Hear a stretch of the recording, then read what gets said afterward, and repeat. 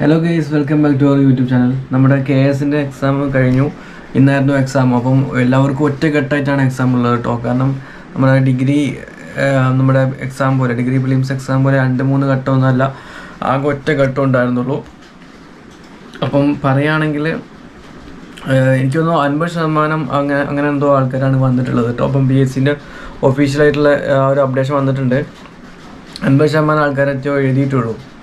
ബാക്കി 50% ആബ്സെൻ്റ് ആയിരുന്നു. അതായത് 1,80,000 1,80,000 സംതിങ് ആണ് ആൾക്കാർ എഴുതിയിട്ടുണ്ടായിരുന്നത്. അപ്പോൾ അതിൻ്റെ പകുതി എന്ന് പറഞ്ഞു കഴിഞ്ഞാൽ ഏകദേശം 90,000 സംതിങ് ഒക്കെ ആൾക്കാരെ എഴുതിയിട്ടുള്ളൂ എക്സാം. അത് തന്നെ വെറുതെ കുറച്ചൊരു അറ്റൻഡ് ചെയ്തിട്ടില്ലെങ്കിൽ പ്രൊഫൈൽ ബ്ലോക്കാവെന്ന് പറഞ്ഞിട്ടുള്ള എഴുതുന്ന ആൾക്കാരും കുറച്ചുണ്ട്. അപ്പോൾ ഇങ്ങനെയൊക്കെ ഉള്ള കേസുള്ളതുകൊണ്ട് തന്നെ കട്ട് ഓഫ് അധികം പോരാൻ നമുക്ക് വിചാരിക്കാം. കാരണം ഇപ്പോൾ 90,000 ആൾക്കാരിൽ നല്ലോണം പഠിച്ചു വരുന്നത് വളരെ കുറച്ചുണ്ടാവുള്ളൂ. ഈ IAS ലെവൽ കോച്ചിങ്ങിനൊക്കെ പോകുന്ന ആൾക്കാർ വളരെ കുറച്ചും ഉണ്ടാവുള്ളൂ.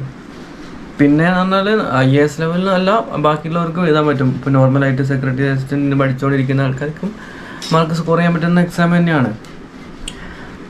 പിന്നെ നമുക്ക് പറയുകയാണെങ്കിൽ ഇന്നത്തെ എക്സാം നല്ല ടൈറ്റ് ആയിരുന്നു. കാരണം എനിക്കൊന്ന് രണ്ടാമത്തെ പേപ്പർ കുറച്ചും കൂടി ഈസിയാണെന്ന് തോന്നുന്നു കേട്ടോ. നിങ്ങളെ അഭിപ്രായം ഒന്ന് കമൻറ്റ് ചെയ്യൂ കേട്ടോ.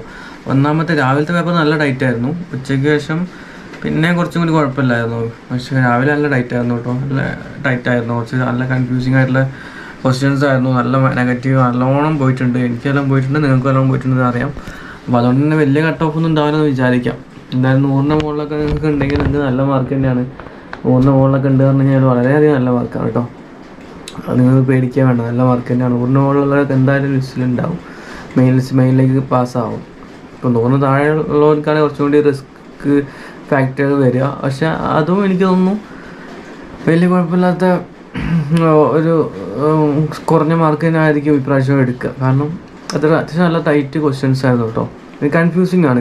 നല്ല നമുക്കിപ്പം കുറേയൊക്കെ നമ്മൾ വിചാരിക്കുന്ന ആൻസേഴ്സ് അല്ല. നമ്മളത് ഈ ഒരു ഇതില്ലേ ക്വസ്റ്റ്യൻസ് പറഞ്ഞാൽ നമുക്കറിയാമല്ലോ, ഈ കുറേ എണ്ണം ഉണ്ടാവും. അത് നമുക്ക് ഒന്നോ രണ്ടോ ശരിയാണ്. ഇങ്ങനത്തെ ക്വസ്റ്റ്യൻസാണ്, സ്റ്റേറ്റ്മെൻറ്റ് ടൈപ്പ് ക്വസ്റ്റ്യൻസ് ആണ്. അപ്പം കുറച്ചുകൂടി നല്ല ടൈറ്റ് ആണിത്. ചെറിയ മിസ്റ്റേക്സ് പോലും നമുക്ക് ഒരു മാർക്ക് അല്ലെങ്കിൽ ആ ഒരു 0.33% മാർക്ക് അത് പോവും. അപ്പം ഇങ്ങനെയാണ്. അപ്പം ഇന്നത്തെ എക്സ്പീരിയൻസ് പറഞ്ഞു കഴിഞ്ഞാൽ നല്ല മഴയായിരുന്നു കേട്ടോ. രാവിലെ നമ്മൾ ഈ എക്സാമിന് പോകുമ്പോൾ തന്നെ നല്ല മഴയായിരുന്നു. ഞാൻ 8 മണിക്ക് ഇറങ്ങാൻ വിചാരിച്ചാണ് 8:45 വരെ വെയിറ്റ് ചെയ്തു. ഞാൻ കോഴിക്കോടാണ്. അപ്പം നമുക്ക് പിന്നെ ഇറങ്ങിയിട്ട് അവിടെ എത്തിയപ്പം കറക്റ്റ് ഒരു 9:45 സംതിങ് ഒക്കെ റെഡിയായി വന്ന് പിന്നെ നേരെ എക്സാം എഴുതി. നല്ല മഴയായിരുന്നു. മഴ പെയ്യുമ്പോൾ എന്താ ഇഷ്യൂ എന്ന് വെച്ച് കഴിഞ്ഞാൽ നമുക്ക് ഈ കാറ്റ് അടിച്ച് വെള്ളമൊക്കെ എക്സാം ഹാളിലേക്ക് വരാൻ അങ്ങനത്തെ ഇഷ്യൂ ഉണ്ട്. അപ്പം മഴ സീനാണ്. പിന്നെ എന്ന് പറഞ്ഞാൽ അപ്പം ഈ ഒരു എക്സാമിന് പറയുകയാണെങ്കിൽ നമുക്ക് കട്ട് ഓഫ് എത്ര വരുമെന്ന് ചോദിച്ചു കഴിഞ്ഞാൽ ഏകദേശം ഒരു 90-നും 100-നും ഇടയ്ക്കെന്നൊക്കെ സേഫ് മാർക്ക് എന്ന് പറയാം. പക്ഷേ ഒരിക്കലും 90-100 ആയിരിക്കുന്ന ഒരു ഉറപ്പൊന്നുമില്ല. ചിലപ്പം 80+ ആയേക്കാം ജനറൽ കട്ട് ഓഫ് വരാം. ബാക്കിയുള്ളവർക്ക് അറിയില്ല. നമ്മുടെ സ്ട്രീം 1 ആണ് പറഞ്ഞത്. സ്ട്രീം 2 ചിലപ്പം 70+ മതിയായിരിക്കും. അല്ലെങ്കിൽ സ്ട്രീം 3 നോക്കുകയാണെങ്കിൽ ഒരു 60+ മതിയായിരിക്കും എന്ന് തോന്നുന്നു. അങ്ങനെ തന്നെയാണ് നോർമലി ഉണ്ടാവാറ്. സ്ട്രീം 3 എന്നൊക്കെ പറഞ്ഞു കഴിഞ്ഞാൽ എന്തായാലും കുറഞ്ഞ മാർക്ക് മതിയാവും.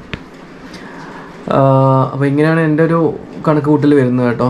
അല്ലാതെ ഓവറായിട്ട് നിങ്ങൾ 120-130 മാർക്ക് ഉണ്ടായാലേ വരുന്നു അങ്ങനെയൊന്നും വിചാരിക്കേണ്ടത്. IAS അങ്ങനെയല്ലല്ലോ, ഓൾ ഇന്ത്യ ലെവൽ അങ്ങനെയൊന്നുമല്ല. നമ്മൾ KS ആണ്.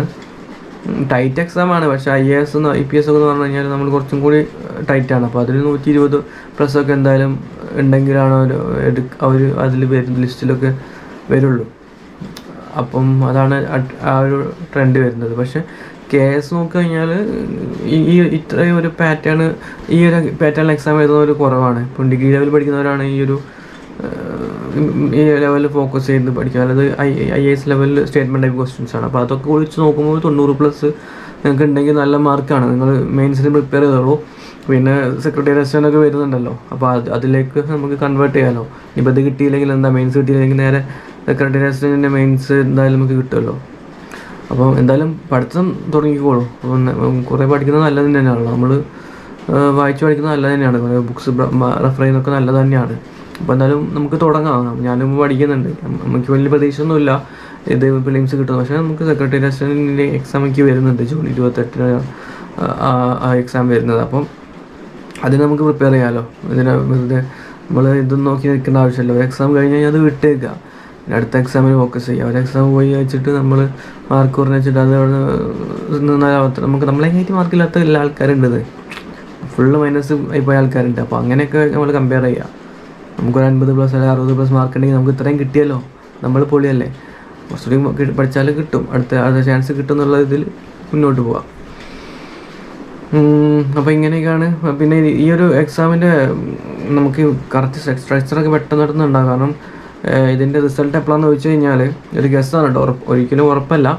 ഇപ്പം ജൂൺ ആണല്ലോ, ജൂൺ ഈ ഒരു 14 ജൂൺ 14. അപ്പം നമുക്ക് എന്തായാലും ഇതിൻ്റെ റിസൾട്ട് ഇപ്പം ഇതിൻ്റെ മെയിൻ റിസൾട്ട് വരുന്നത് ഫെബ്രുവരിയിലാണ്. ഇൻ്റർവ്യൂ എല്ലാം കഴിഞ്ഞിട്ട് ഫെബ്രുവരിയിലാണ് ഇതിൻ്റെ ലിസ്റ്റ് വരികയെന്ന് പറഞ്ഞിട്ടുള്ളത്. അപ്പോൾ അതുകൊണ്ട് തന്നെ വേഗം ദ്രുതഗതിയിലായിരിക്കുന്നുണ്ടാവുക.